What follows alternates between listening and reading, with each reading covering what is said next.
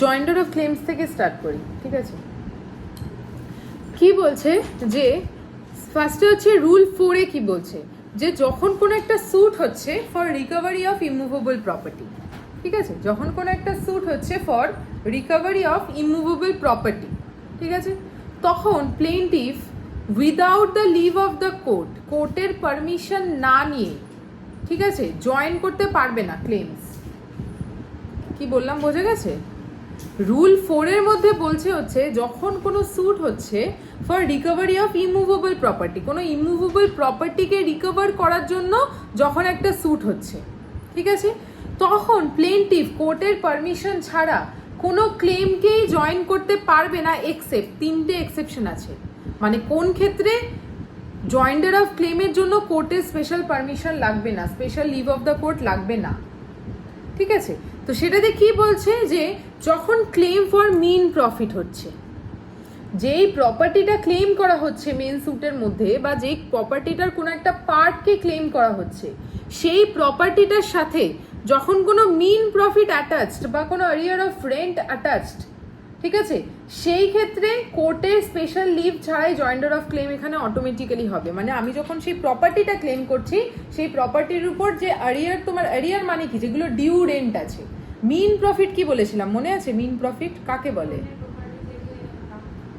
হ্যাঁ, আনলফুলি যখন কেউ লাভ নিয়েছে অন্যের প্রপার্টি থেকে, সেটা কোনো ইনকাম হতে পারে, কোনো প্রফিট হতে পারে, যা কিছু, ঠিক আছে? তো এই মিন প্রফিটটা কিন্তু অটোমেটিক্যালি সেই ইমুভেবল প্রপার্টির সাথে অ্যাটাচ হয়ে যাচ্ছে, ঠিক আছে? এটা প্রথম জিনিস।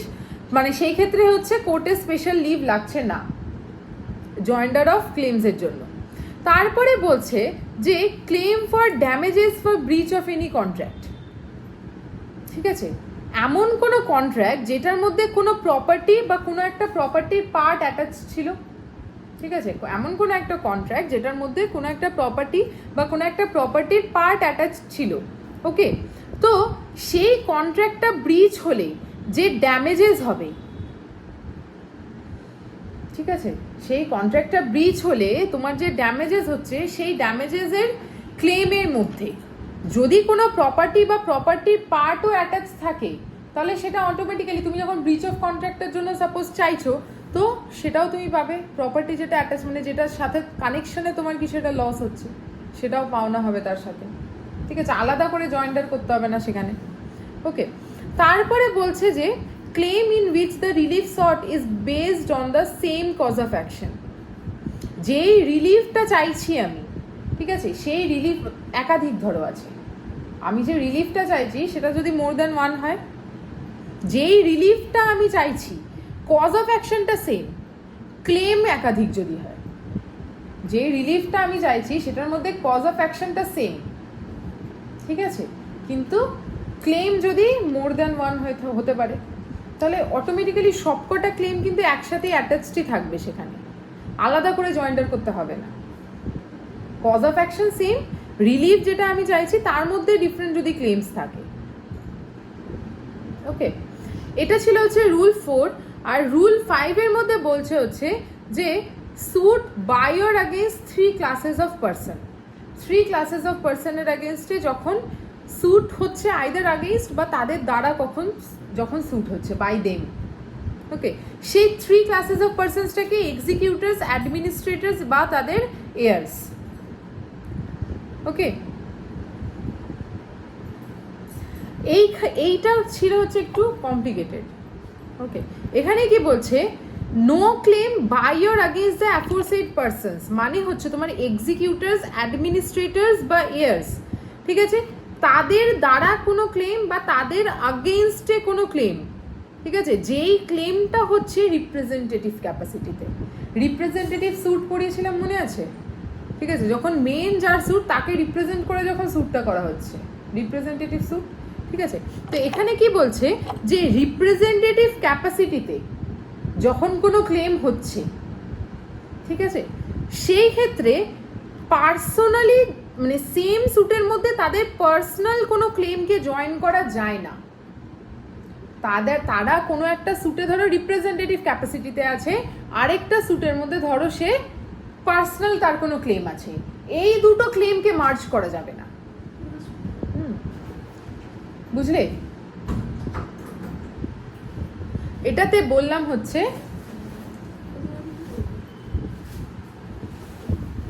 ঠিক আছে, এটাতে বললাম হচ্ছে যে ধরো এক্সিকিউটর আছে অথবা অ্যাডমিনিস্ট্রেটর আছে অথবা এয়ার্স আছে, এদের মধ্যে যে কেউ, ঠিক আছে, ধরো এরা কোনো একটা ক্লেম করছে, সেটা রিপ্রেজেন্টেটিভ ক্যারেক্টারে করছে, ঠিক আছে, তাদের পার্সোনালও কোনো ক্লেম আছে, একটা ক্লেম আছে তাদের রিপ্রেজেন্টেটিভ ক্যারেক্টারে, আরেকটা ক্লেম আছে তাদের পার্সোনাল ক্যারেক্টারে, মানে পার্সোনালিও কোনো একটা স্যুটের মধ্যে কোনো একটা ক্লেম আছে।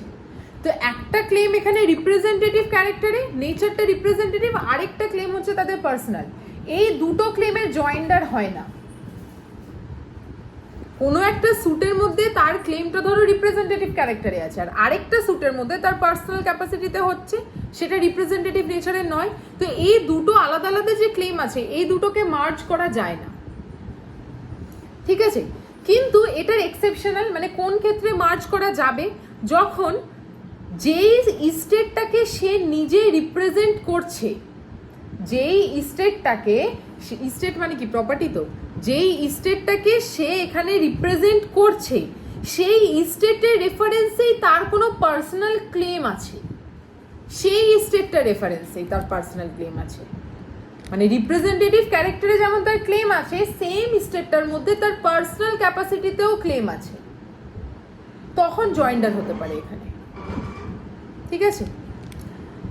বি কি বলছে, where he was entitled to or liable for those claims jointly with the deceased whom he represents. সেই ক্লেমগুলোকে যখন সে এন্টাইটেল টু, মানে এন্টাইটেল টু মানে কি হচ্ছে, যেই ক্লেমগুলো তাদের পাওনা, তাই তো, যেই ক্লেমটা তার পাওনা, ঠিক আছে, বা লায়েবল ফর কখন হবে, যখন তার দায় হচ্ছে অন্য কেউ তার আগেনস্টে করছে রিপ্রেজেন্টেটিভ ক্যারেক্টারে, তাদেরকে নিয়ে যখন স্যুটটা কেউ করছে, আইদার টু হবে অথবা ফর হবে, তাই তো, আইদার টু, একটা হচ্ছে সে নিজে করছে, আরেকটা হচ্ছে তাদের আগেনস্টে হতে পারে, একটা হচ্ছে তারা রিপ্রেজেন্টেটিভ ক্যারেক্টারের স্যুট নিজে করতে পারে, আরেকটা হতে পারে রিপ্রেজেন্টেটিভ ক্যারেক্টারের স্যুট তাদের হয়ে অন্য কেউ করতে পারে, ঠিক আছে। তো এখানে কি হচ্ছে, সে ক্লেম করছে jointly with the deceased hmm he represents, where he was entitled to or liable for those claims jointly with, মানে যাকে রিপ্রেজেন্ট করছে, মানে যে ডিসিজড পারসন, তার সাথে ও হচ্ছে একই লেভেলে আছে এখন, যাকে রিপ্রেজেন্ট করছে তার সাথে সে এখন একই লেভেলে আছে, সেম লেভেলে আছে। মানে কি, যাকে রিপ্রেজেন্ট করছে, যার জন্য, মানে যেই ক্লেমের আগেনস্টে ও ধরো কোনো ডিসিজ পারসনকে রিপ্রেজেন্ট করছে, তার সাথে জয়েন্টলি সে নিজেও তার একটা ক্লেম আছে, তার নিজস্ব। কি বললাম বোঝা গেছে? একটা স্যুটের মধ্যে আমি তো কিছু একটা ক্লেম করছি, ঠিক আছে, তো যেই ক্লেমটা এখানে করা হচ্ছে, সে ধরো নিজের জন্য ক্লেম করছে একরকম জিনিস, আরেকটা তো বললাম রিপ্রেজেন্টেটিভ ক্যারেক্টারে হচ্ছে, দুটোকে তো জয়েন করা যায় না, কিন্তু এখানে আমি বলছি জয়েন করা যায়। কখন জয়েন করা যায়? যখন হচ্ছে যেই ডিসিজড পারসনকে সে রিপ্রেজেন্ট করছে এখানে রিপ্রেজেন্টেটিভ ক্যারেক্টারে, ও যার হয়ে আছে স্যুটটার মধ্যে, ঠিক আছে, যেই ডিসিজড পারসনের হয়ে সে স্যুটটার মধ্যে আছে, ঠিক আছে, তার সাথে সে যদি জয়েন্টলি তার কোনো ক্লেম থাকে, মানে ডিসিজ পারসন বেঁচে থাকলে দুজনের একসাথেই ক্লেমটা হতো স্যুটটার মধ্যে, এখানে ডিসিজ পারসন মারা গেছে, তো ওর নিজের ক্লেমও আছে, তার সাথে সাথেই ডিসিজ পারসনকেও সে রিপ্রেজেন্ট করছে, এই ক্ষেত্রে জয়েন্ডার অফ ক্লেম হচ্ছে। বোঝা গেছে? একটা বললাম হচ্ছে যে এমন কোনো স্টেটের কানেকশানে তার কোনো পার্সোনাল ক্লেম আছে, যেই স্টেটটাকে সে রিপ্রেজেন্টও করে, রিপ্রেজেন্টেটিভ ক্যারেক্টারেও সেই স্টেটটার মধ্যে ওর ক্লেম আছে, তার সাথে পার্সোনাল ক্লেমও আছে, মানে স্টেটটা কমন এখানে, ঠিক আছে, তখন হচ্ছে জয়েন্ডার অফ এখানে ক্লেমস হয়ে যাচ্ছে। নেক্সটটাতে বললাম হচ্ছে যে ক্লেম করছে জয়েন্টলি, ঠিক আছে, with the deceased hmm he represents, jointly হচ্ছে এখানে ডিসিজড পারসন যাকে রিপ্রেজেন্ট করছে তার সাথে ওর পার্সোনাল ক্লেমটা হচ্ছে এখানে জয়েন্ট ক্লেম, তখন জয়েন্ডার অফ ক্লেমস হবে, একটা স্যুটের থ্রুই হতে পারে এটা। ক্লিয়ার হয়েছে? শিওর হয়েছিল? বুঝেছিলে? ওরা বলছে ও ভুলে গেছে, তাই জন্য বললাম ওরা। ঠিক আছে, নেক্সট বলছে রুল 3 আর 6 এর মধ্যে যে joinder of cause of action, joinder of causes of action. ঠিক আছে, বলছে যে একটা স্যুটের মধ্যে সেভারাল কজ অফ অ্যাকশনকে জয়েন করা যায়। বোঝা গেছে? এখানে 4টে টাইপ অফ সিচুয়েশনস আছে, 4 রকম পরিস্থিতি, 4টে টাইপ অফ সিচুয়েশনস আছে যখন আমরা এখানে কি করছি, যে সেভারাল কজ অফ অ্যাকশনকে একটা স্যুটের ভেতরে নিয়ে আসছি। বুঝে নি সেভারাল কজ অফ অ্যাকশন কি, যেটা হচ্ছে মেন কারণ যার জন্য স্যুটটা হচ্ছে। এখানে কজ অফ অ্যাকশন একাধিক আছে, তুমি বলতে পারো আলাদা আলাদা আছে কজ অফ অ্যাকশন। একটা স্যুটের মধ্যে আমি নিয়ে আসতে পারছি, সেটা তো হবে, এটা তো জেনারেল রুল, তাই বলছে একটা স্যুটের একটাই কজ অফ অ্যাকশন হবে। এখানে বলছে যে কখন joinder of cause of action হয়, মানে কজ অফ অ্যাকশনের জয়েন্ডার হচ্ছে, তার মানে কি মোর দেন ওয়ান আছে। একটা স্যুটের মধ্যে আমি ভেরিয়াস কজ অফ অ্যাকশনসকে কখন নিয়ে আসতে পারবো, সেটা 4টে সিচুয়েশনে হতে পারে। ঠিক আছে, সবার ফার্স্টে কি বলছে, one plaintiff, one defendant and several cause of action. এখানে কি হচ্ছে, প্লেন্টিফ একজনই আছে, ডিফেন্ডেন্টও একজনই আছে। ঠিক আছে, তখন প্লেন্টিফের কাছে লিবার্টি থাকে যে সে একটা স্যুটের মধ্যে সেভারাল কজ অফ অ্যাকশন নিয়ে আসতে পারবে। বোঝা গেছে? কিন্তু এখানে কোর্ট যদি বুঝতে পারে যে joinder of cause of action হলে সেটা ইনকনভিনিয়েন্ট হয়ে যাবে, এম্বারেসিং হয়ে যাবে, বা ডিলেড ট্রায়াল হয়ে যাবে, বহুদিন চলবে কেসটা। ঠিক আছে, এই ক্ষেত্রে কোর্ট বলতে পারে যে সেপারেট ট্রায়াল করো। আদারওয়াইজ প্লেন্টিফ একজন, ডিফেন্ডেন্ট একজন, দুজনের মধ্যে একাধিক সমস্যা আছে, তখন তারা সেটাকে একটা স্যুটের মধ্যেই করতে পারে। মানে কি, প্লেন্টিফ এখানে কি করতে পারছে, ধরো 4টে কজ অফ অ্যাকশন আছে, 4টে কজ অফ অ্যাকশনকে একটা স্যুটের মধ্যে নিয়ে চলে আসছে। ঠিক আছে, কিন্তু কোর্ট যদি এখানে বুঝতে পারে যে কোনো ডিলে হতে পারে ট্রায়ালে, আননেসেসারি কোনো এম্বারেসিং সিচুয়েশন হতে পারে, ঠিক আছে, বা প্রপারলি করা যাবে না, সেরকম যদি সিচুয়েশন হয়, তখন বলতে পারে যে সেপারেট ট্রায়ালই করতে হবে for separate cause of action, অথবা এটাকে একসাথে করা যায়, এটা বলছে। বোঝা গেছে? এরপরে তোমার joinder of plaintiffs and cause of action, যেখানে 2 or more প্লেন্টিভস আছে।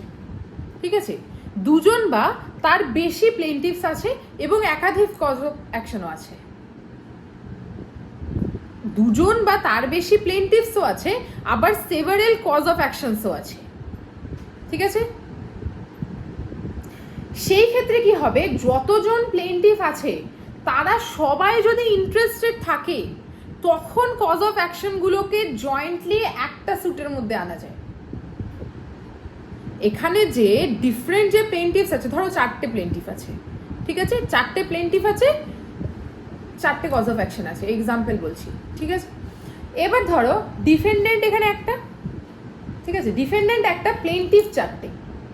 এই 4টে প্লেন্টিফের যদি কমন ইন্টারেস্ট থাকে, মানে তারা 4টে কজ অফ অ্যাকশনের মধ্যেই 4জনই ইন্টারেস্টেড, তখন তারা 4জন মিলে ডিফেন্ডেন্টের এগেনস্টে একটা কমন স্যুটের মধ্যে ওই 4টে কজ অফ অ্যাকশনকেই আনতে পারছে।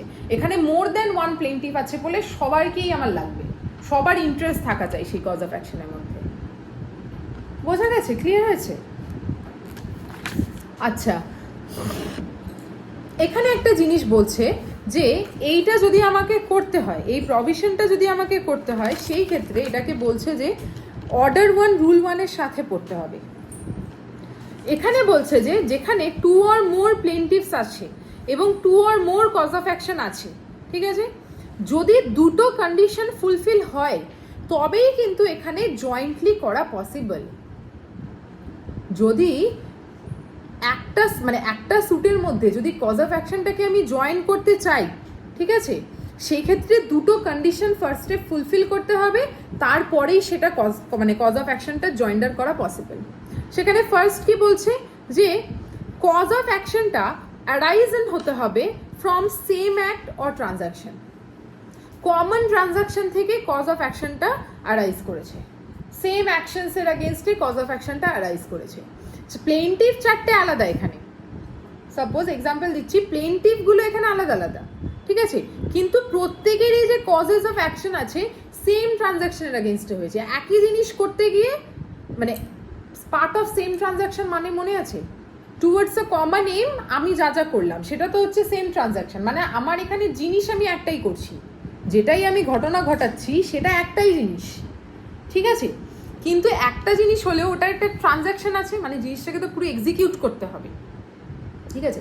তো প্রত্যেকটা প্লেন্টিফের এগেনস্টে ওই কজ অফ অ্যাকশনটা সেম, মানে কজ অফ অ্যাকশনটা এখানে অ্যারাইজ করছে from same act or same transaction. সেটা বিভিন্নভাবে এফেক্ট করতে পারে প্লেন্টিফদেরকে, যে সবার সাথে একই জিনিস হয়েছে তা নাও হতে পারে, কিন্তু সেম ট্রানজ্যাকশন থেকে তাদের কজ অফ অ্যাকশনটা অ্যারাইজেন হতে হবে, তখন আমি এখানে জয়েন করতে পারছি, ঠিক আছে।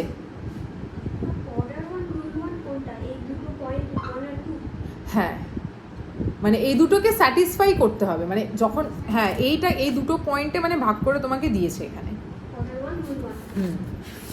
ঠিক আছে। আরেকটা জিনিস কি বলছে, কমন কোয়েশ্চেন অফ ল বা কমন কোয়েশ্চেন অফ ফ্যাক্ট সেখানে থাকতে হবে।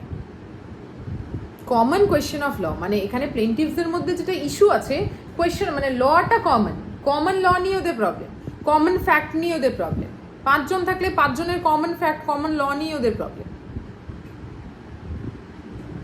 ঠিক আছে। তখন আমি কি করতে পারছি, কজ অফ অ্যাকশনটাকে কি করতে পারছি, জয়েন করতে পারছি, কি আবার করতে পারছি, কিছুই বলতে পারছি না, বোঝা গেছে।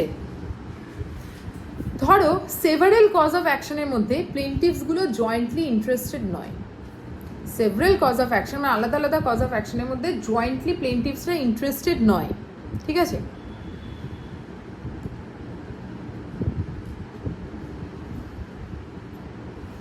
তখন যদি আমি প্লেন্টিভকে জয়েন করে দিই কি হবে, বা হ্যাঁ নন জয়েন্ডার না, এটা হচ্ছে মিস জয়েন্ডার হবে, মানে ভুল লোককে আমি ভুল জায়গায় জয়েন করে দিয়েছি। নন জয়েন্ডার মানে হচ্ছে যখন নেসেসারি পার্টিসদেরকে আমি নিইনি, জয়েন করিনি। মিস জয়েন্ডারটা হচ্ছে যখন আমি ভুল পার্টিসদেরকে আমি জয়েন করে নিয়েছি একটা স্যুটের মধ্যে, ঠিক আছে, তখন এখানে কি হবে, তোমার মিস জয়েন্ডার হবে, ঠিক আছে। আচ্ছা, থার্ড বলছে কখন মানে সেভারাল ওই কজ অফ অ্যাকশনে হচ্ছে ওয়ান স্যুটে হতে পারে, সেটা হচ্ছে joinder of defendants and causes of action, ঠিক আছে।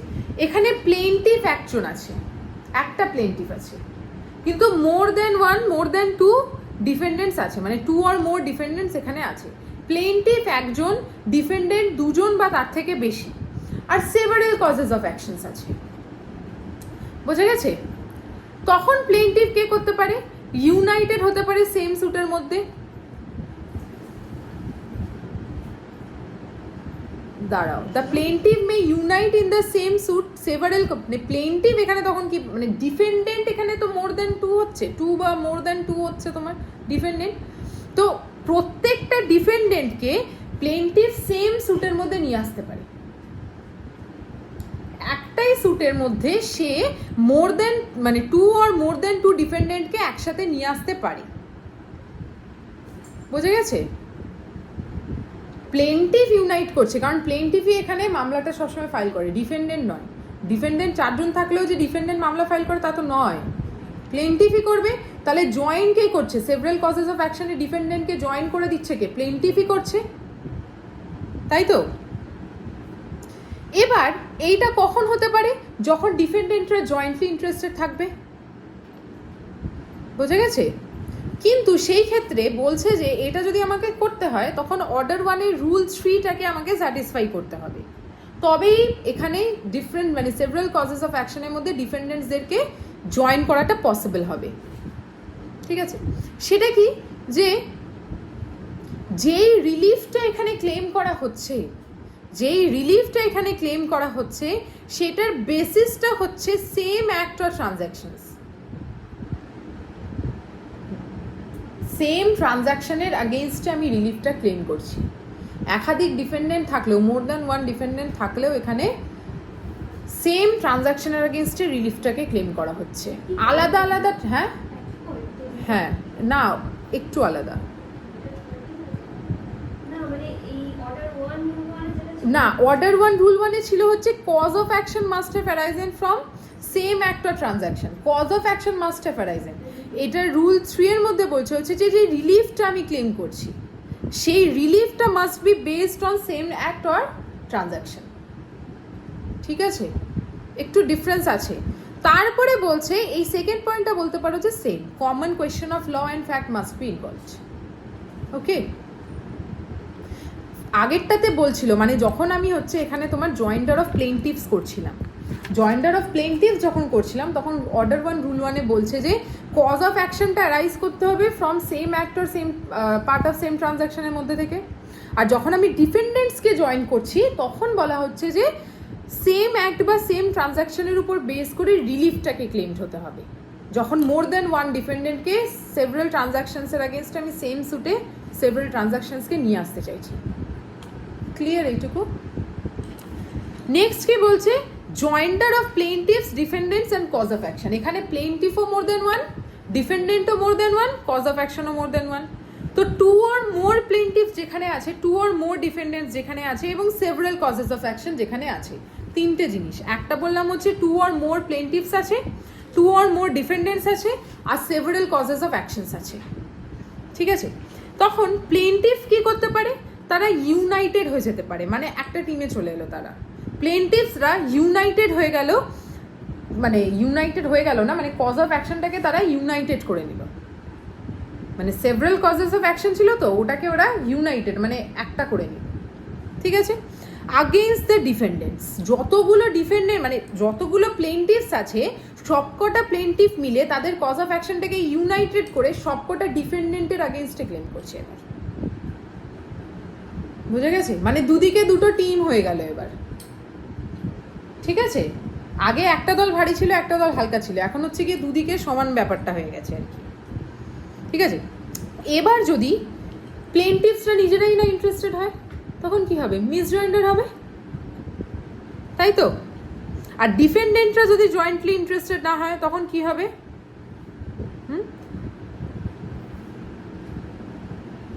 তখন বলছে যে the suit will be bad for multifariousness. আচ্ছা, যদি এখানে বললাম হচ্ছে যে ডিফেন্ডেন্টসরা যদি জয়েন্টলি ইন্টারেস্টেড না হয়, সেই কজ অফ অ্যাকশনের মধ্যে ডিফেন্ডেন্টসরা যদি জয়েন্টলি ইন্টারেস্টেড না হয় সেই ক্ষেত্রে যেটা হবে the suit will be bad for multifariousness. এটা বলছে যে ভ্যারাইটি, মানে একটা জিনিসের মধ্যে তুমি অনেক কিছু নিয়ে চলে এসছো, মানে ভ্যারাইটি ভেরিয়াস অনেকগুলো মেনি থিংস অনেক কিছু আছে একটা জিনিসের মধ্যেই। ঠিক আছে, এমনও হতে পারে যে প্লেইনটিভস আর ডিফেন্ডেন্টস কেউই জয়েন্টলি ইন্টারেস্টেড নয়, না প্লেইনটিভসরা জয়েন্টলি ইন্টারেস্টেড না তোমার ডিফেন্ডেন্টসরা জয়েন্টলি ইন্টারেস্টেড কজ অফ অ্যাকশনের মধ্যে। ঠিক আছে, তখন কি হবে, ডাবল মিসজয়েন্ডার হবে, তখন ডাবল মিসজয়েন্ডার হবে, মানে মিসজয়েন্ডার অফ প্লেইনটিভসও হচ্ছে মিসজয়েন্ডার অফ ডিফেন্ডেন্টসও হচ্ছে। বোঝা গেছে? ওকে, এরপরে হচ্ছে objection as to misjoinder of cause of action. Cause of অ্যাকশনে যদি মিসজয়েন্ডার হয় সেটার এগেইনস্টে অবজেকশন দেওয়া যায়, সেটা হচ্ছে রুল 7। ঠিক আছে,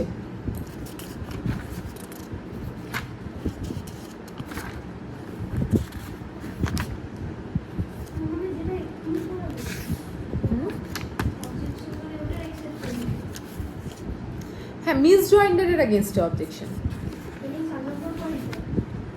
কোন 4 নম্বর পয়েন্টটা? এটা হয়ে গেল, এরপরে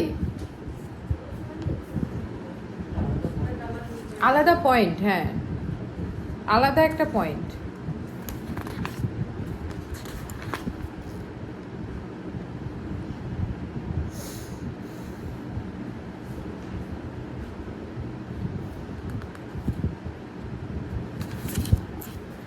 অবজেকশন অ্যাজ টু মিসজয়েন্ডার সেটা হচ্ছে রুল 7। কি বলছে যে মিসজয়েন্ডারের গ্রাউন্ডে যা যা অবজেকশন আসবে, কজ অফ অ্যাকশনের এগেইনস্টে যা যা অবজেকশন আসবে তোমার এই মিসজয়েন্ডারের গ্রাউন্ডে, ঠিক আছে, সেটাকে earliest possible opportunity take up করতে হবে, যত তাড়াতাড়ি সম্ভব। বোঝা গেছে? আদারওয়াইজ ধরে নেওয়া হবে যে তোমাদের কোনো অবজেকশন নেই, সেটা ওয়েভ হয়ে যাবে, মানে তোমার কাছে এটাকে আর কিছু করার মতো সুযোগ থাকবে না।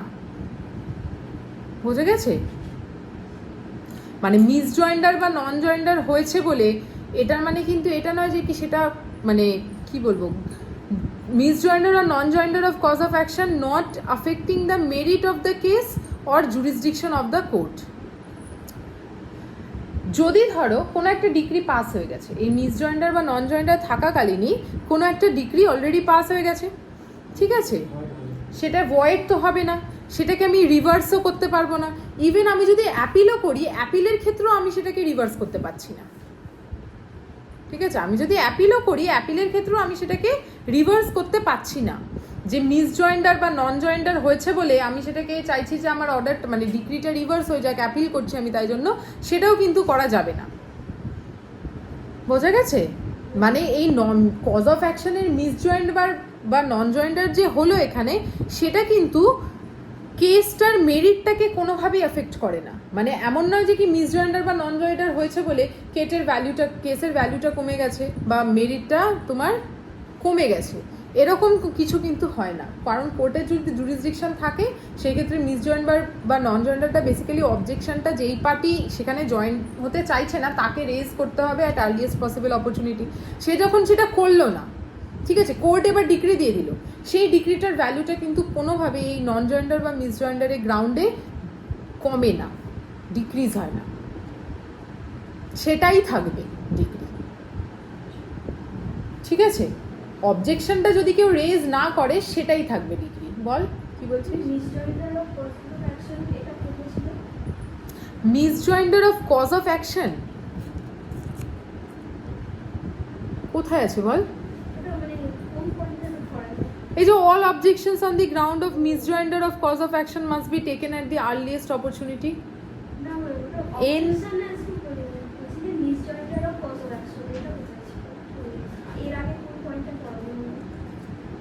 মিসজয়েন্ডার অফ কজ অফ অ্যাকশন কোন পয়েন্টে পড়লাম?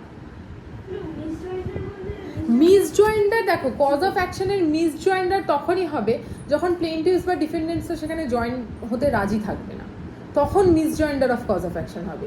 তার মানে কি, কজ অফ অ্যাকশনে যে পার্টিসরা আছে তারা ইন্টারেস্টেড নয়, আমি ভুল লোককে ভুল কজ অফ অ্যাকশনের মধ্যে জুড়ে দিয়েছি, তখন হবে হচ্ছে মিসজয়েন্ডার অফ কজ অফ অ্যাকশন। বোঝা গেছে? শিওর? আচ্ছা, এরপরে হচ্ছে ইনস্টিটিউশন অফ স্যুট। একটা স্যুট কিভাবে ইনস্টিটিউট করতে হয়, মানে সিভিল প্রসিডিংস যদি আমাকে ইনিশিয়েট করতে হয় তাহলে ফার্স্টে আমাকে স্যুট করতে হবে। তো স্যুট কিভাবে ইনস্টিটিউট করা হয়? অর্ডার 4 সেকশন 26 অ্যান্ড অর্ডার 4 সেখানে বলা আছে হচ্ছে ইনস্টিটিউশন অফ স্যুট, ঠিক আছে। তো একবার দেখে নে, অর্ডার 1-এ আমরা পড়েছি হচ্ছে যে পার্টিস টু দ্য স্যুট কারা হতে পারে সেটা নিয়ে, তাই তো? পার্টিস টু দ্য স্যুট আমরা পড়েছি অর্ডার 1-এর মধ্যে। সেখানে হচ্ছে তোমার joinder, misjoinder, non joinder, addition of parties, deletion of parties, ঠিক আছে, objection as to non joinder, misjoinder, এই সব কিছু আমরা পড়েছি। বোঝা গেছে? তারপরে অর্ডার 2-তে আমরা পড়েছি হচ্ছে ফ্রেমিং অফ স্যুট রিলেটেড, ঠিক আছে, একটা স্যুট কিভাবে ফ্রেম হচ্ছে, স্যুটের মধ্যে কিভাবে তোমার স্প্লিটিং হচ্ছে বা ক্লেমসের কিভাবে জয়েন্ডার হচ্ছে সেগুলো আমরা পড়েছি। Joinder of causes of action কিভাবে হচ্ছে বা মিসজয়েন্ডারের এগেনস্টে অবজেকশন কিভাবে হচ্ছে বা কখন করতে হয়, এই সমস্ত জিনিসগুলো আমরা অর্ডার 2-এর মধ্যে পড়েছি, ঠিক আছে। এবার আসবো হচ্ছে প্লেইন্টে। প্লেইন্ট কাকে বলে? ঠিক আছে, এই সিপিসির মধ্যে কোথাওই প্লেইন্টটাকে ডিফাইন করা নেই, মানে প্লেইন্ট কাকে বলে সিপিসির মধ্যে কোথাওই সেটা ডিফাইন করা নেই, ঠিক আছে। এটাকে আমরা বলতে পারি আ প্রাইভেট মেমোরিয়াল, যেটা কোর্টকে আমরা দিচ্ছি না, বেসিক্যালি যেই পার্সনের কিছু কজ অফ অ্যাকশন আছে সে কোর্টকে দিচ্ছে, কোর্টকে জানাচ্ছে, একটা প্রাইভেট মেমোরিয়াল। যেটা সে সেখানে লিখছে সেটা কোনো জেনারেল পাবলিকের প্রবলেম নয়, সেটা তার পার্সোনাল প্রবলেম, প্রাইভেট প্রবলেম তার, ঠিক আছে। তো তার প্রাইভেট প্রবলেমটা সে কোর্টকে যেটা থ্রু জানাচ্ছে সেটাকে আমরা বলি হচ্ছে প্লেইন্ট। বোঝা গেছে? সেটাকে সে রিটেন ওয়েতে দিচ্ছে কোর্টের কাছে, ওকে। এবার বলছে প্রেজেন্টেশন অফ প্লেইন্ট।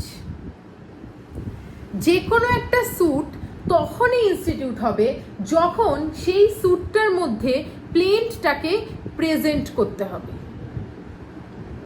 একটা স্যুট যদি আমাকে ইনস্টিটিউট করতে হয় সবার প্রথমে একটা প্লেইন্ট আমাকে প্রেজেন্ট করতে হবে, বোঝা গেছে?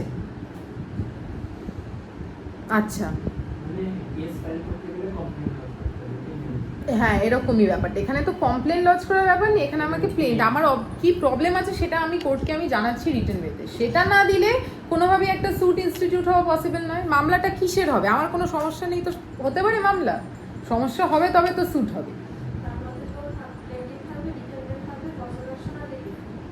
হুম,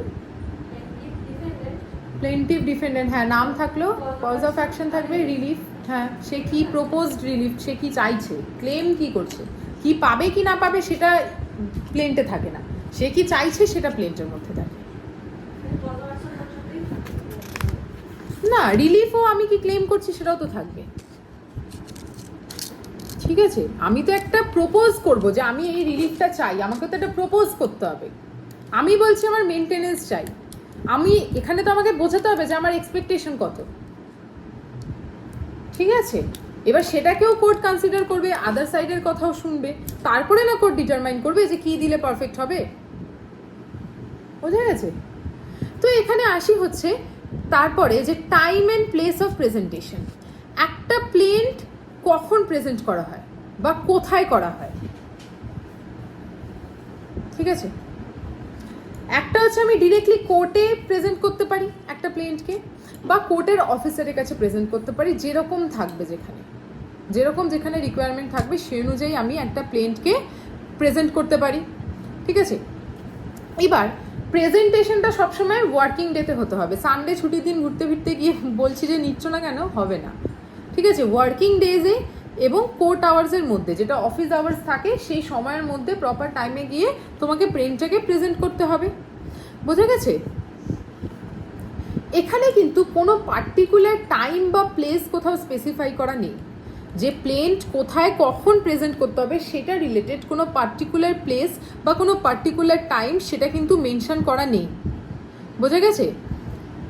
জাজ যদি মনে করে সে কিন্তু নিজের রেসিডেন্সেও একটা প্লেন্টকে অ্যাকসেপ্ট করতে পারে, জাজ যদি চায়, জাজের যদি মনে হয় অ্যাকসেপ্ট করবো, বাড়িতে বসেও হতে পারে, প্লেন্ট অ্যাকসেপ্ট করতে পারে জাজ। ঠিক আছে, অথবা অফিস আওয়ার্সের পরে অন্য কোনো জায়গাতেও যদি জাজ মনে করে যে আমি প্লেন্ট নিতে পারে।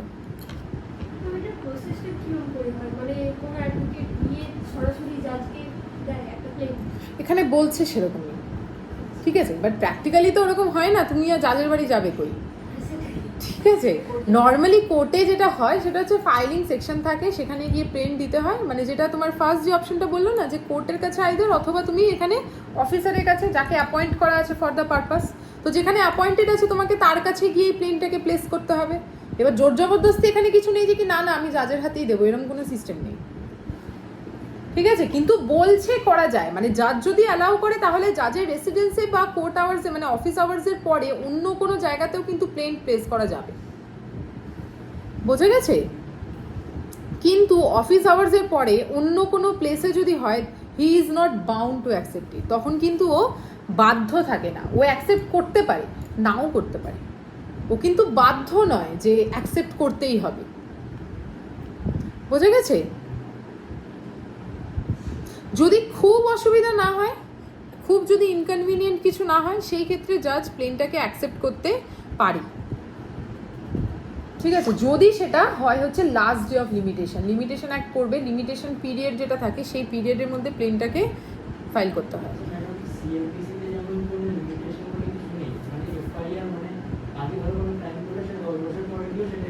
হ্যাঁ, কিন্তু সেটা তো লিমিটেশন আছে, লিমিটেশন অ্যাক্ট ফলো করে করতে হয়, ওটা টাইম বাউন্ড। মানে ধরো বাবা নেই, ঠিক আছে, এবার ওয়াইফটা মানে সেরকম আর কি লেখাপড়া জানে না, তার ছেলেদের সব ছোট, এবার তার থেকে হয়তো তার প্রপার্টি কেড়ে নিয়ে, এবার যখন ছেলে বড় হয়েছে তখন সে গিয়ে ক্লেম ফাইল করতে পারবে সেই গ্রাউন্ড থেকে, আমার তখন ছোট ছিল। হ্যাঁ, এটা একটা স্যাটিসফ্যাক্টরি গ্রাউন্ড হলো। লিমিটেশন অ্যাক্ট তো আছে, লিমিটেশন পিরিয়ডও আছে, কিন্তু লিমিটেশন পিরিয়ড যদি কোনো ক্ষেত্রে ওভার হয়ে যায়, সেটা কেন ওভার হলো সেটা স্যাটিসফ্যাক্টরি রিজন দিলে কোর্ট অ্যালাউ করবে। ঠিক আছে, আছে, নেই তা না, আছে, কিন্তু সেটাকে তোমাকে স্যাটিসফ্যাক্টরিলি এক্সপ্লেন করতে হবে যে ডিলেটা কেন হলো, তখন হবে। এমন না যে লিমিটেশন পিরিয়ডে তাহলে সেটা না ওরম কিছু নেই যে একদম হার্ড অ্যান্ড ফাস্ট রুল কিছু নেই যে পেরিয়ে গেলে করাই যাবে না, কিন্তু কিছু কিছু ক্ষেত্রে একদমই ডিসঅ্যাডভান্টেজ হয়ে যায় সেটা। ঠিক আছে, লিমিটেশন একটা, এটা হচ্ছে কেস টু কেস ভ্যারি করে। কিছু কিছু জায়গায় হচ্ছে অ্যালাউ হলো, তোমার কোনো ক্ষতি হলো না, কিছু কিছু জায়গায় মানে মামলার ক্ষতি হতে পারে তাতে। ঠিক আছে, আচ্ছা এরপরে বলছে যে রেজিস্ট্রেশন অফ স্যুট। ঠিক আছে, বলছে যে একটা স্যুটের যা যা পার্টিকুলার্স আছে, ঠিক আছে, সেটাকে এন্টার করা হয় in register of civil suits. Civil স্যুটের রেজিস্টারের মধ্যে সেটাকে এন্ট্রি করা হয়। বোঝা গেছে? একটা প্লেন্টকে যখন প্রেজেন্ট করা হয় সেটাকে স্ট্যাম্প রিপোর্টার স্ক্রুটিনাইজ করে। যদি সেই প্লেন্টের মধ্যে কোনো ডিফেক্ট থাকে, ঠিক আছে, তখন প্লেন্টিফকে বলবে এটা ভুল আছে, এটা ঠিক করে দাও, এখানটা এই জায়গাটা লিখতে হবে, এটা লিখে দাও, এরকম হয়। যেটা প্লেন্টিফ ফাইল করতে গেলে প্লেন্টিফকে বলবে, অ্যাডভোকেট ফাইল করতে গেলে তাকে বলবে যে এখানে এটা মিস্টেক আছে, এটা ভুল আছে, এটা ঠিক করে দাও। ওকে, আচ্ছা তারপরে স্যুটের নাম্বারিং হয়। নাম্বারিংটা কীরকম হয়? একটা নাম্বার থাকে, একটা ইয়ার থাকে, কোন ইয়ারের কত নম্বর স্যুট, এটা সব স্যুটেরই হয়। মানে সিরিয়াল নাম্বার যেরকম হয় না, ওটা তোমার নিজের পছন্দ মতো নাম্বারিং হয় না, ওটা এখনকার দিনে সিস্টেম জেনারেটেড হয়। ঠিক আছে, যদি কেউ কোনো ডেড পার্সনের আগেনস্টে স্যুট করতে চায়, যদি কেউ কোনো ডেড পার্সন, মৃত ব্যক্তির আগেনস্টে স্যুট করতে চায়, ঠিক আছে, করা যাবে, তার লিগাল রিপ্রেজেন্টেটিভসদের আগেনস্টে তখন করতে হবে। মৃত ব্যক্তির আগেনস্টে আর কীভাবে করা যাবে? বোঝা গেছে? মানে সেটা ভয়েড অ্যাব ইনিশিও নয়, সেটাকে তুমি লিগাল রিপ্রেজেন্টেটিভের আগেনস্টে করতে পারো। ভয়েড অ্যাব ইনিশিও মানে হচ্ছে যেটা প্রথম থেকেই ভয়েড, গোড়া থেকেই ভয়েড যে জিনিসটা, সেটা হচ্ছে ভয়েড অ্যাব ইনিশিও। ঠিক আছে?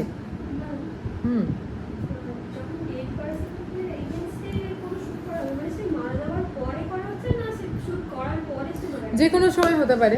একটা হচ্ছে ধরো মারা গেছে তারপরেই করছে, আরেকটা হতে পারে যে সে যখন প্লেন্টিফ স্যুটটা ফাইল করছে সে জানতো না যে মারা গেছে, তার ধরো সে জানে না মারা গেছে, সত্যিই মারা গেছে তেমনও হতে পারে। স্যুট চলতে চলতে মারা গেছে তাও হতে পারে, বিভিন্ন রকম হতে পারে কেস এখানে। ঠিক আছে, তো এখানে কি বলছে, ধরো প্লেন্টিফের নলেজে নেই যে ডিফেন্ডেন্ট এখানে মারা গেছে, তো যেই দিন সে জানতে পারবে, যখনই সে জানতে পারবে অ্যাবাউট সাচ ডেথ, যে মারা যে গেছে, সেটা সে যখনই জানতে পারছে, ঠিক আছে, তার মানে কি এটা মারা গেছে বলে সে কোনো রেমিডি পাবে না? তা কিন্তু নয় বিষয়টা। ঠিক আছে, তো সে সেখানে যখনই জানতে পারছে তখন সে লিগ্যাল রিপ্রেজেন্টেটিভ যারা আছে তার এগেনস্টে হচ্ছে স্টেপ নেবে। বুঝে গেছে? মানে বেসিক্যালি হচ্ছে তখন সাবস্টিটিউট করতে হবে তাকে, ডিসিজ পার্সনের নামটা সরিয়ে গিয়ে মানে কোর্টে এরকম করে অ্যামেন্ড করা যায় প্লেন্টকে যে এই পার্সন, তখন তাকে মানে মারা গেছে বলে যে সে রেমিডি পাবে না তা তো নয়, তখন তার রিপ্রেজেন্টেটিভকে আমি নিয়ে আসবো, রিপ্রেজেন্টেটিভের এগেনস্টে আমি রেমিডিটা ক্লেম করতে পারবো। এটা উল্টোটা হলে তখন রিপ্রেজেন্টেটিভ স্যুট হবে, মানে যদি প্লেন্টিফ মারা যায় তখন তার রিপ্রেজেন্টেটিভ স্যুট তো রিপ্রেজেন্টেটিভ ক্যারেক্টারে হলেই সেটাকে বলে, সেটা ডিফেন্ডেন্টের তরফ থেকে মানে রিপ্রেজেন্টেটিভ হবে বা প্লেন্টিফের তরফ থেকে রিপ্রেজেন্টেটিভ হবে, যে কারোর দিক থেকেই তো হতে পারে। বোঝা গেছে? থাকবে এ পর্যন্ত?